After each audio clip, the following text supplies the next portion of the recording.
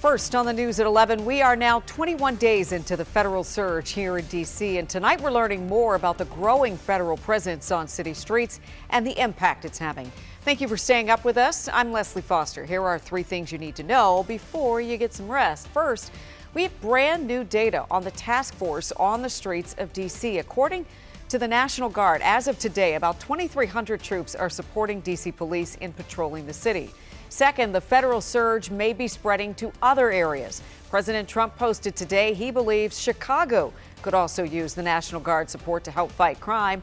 And finally, the president gave a shout out to D.C. Mayor Muriel Bowser. He praised her cooperation and highlighted the decrease in crime across the district. But just hours after President Trump declared the district a crime-free zone, 3 people were shot in 2 separate incidents. Our Katie Lusso is here in the studio now with a closer look at the crime trends here. Katie, what are you finding? Well, Leslie, D.C. crime data comparing this year to last year shows that violent crime is down 27% as of last Friday. But that same data had already shown crime was dropping before the federal surge, and it's the same data that the president previously called phony. 3 people shot across the district Monday. Around 4:15 Monday afternoon, D.C. police say a man was shot near 14th Street and Adams Street in Northeast.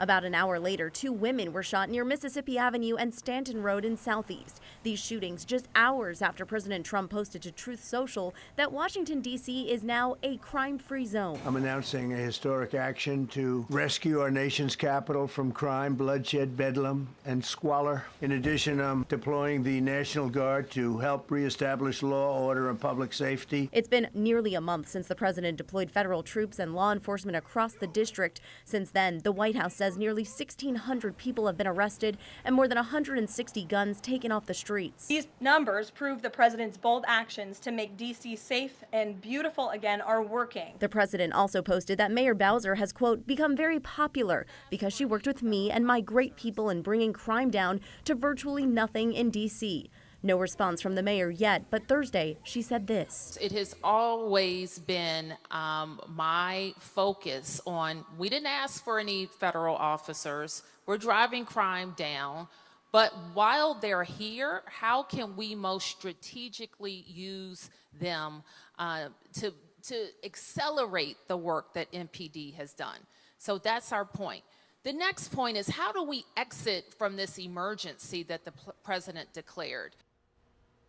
And that is the big question we've heard from leaders and from people who call the district home. What happens when the troops leave? Well, what plans will be in place to keep crime down and solve the root causes of crime? Leslie? All serious questions, and we'll be looking for those answers. Katie, thank you.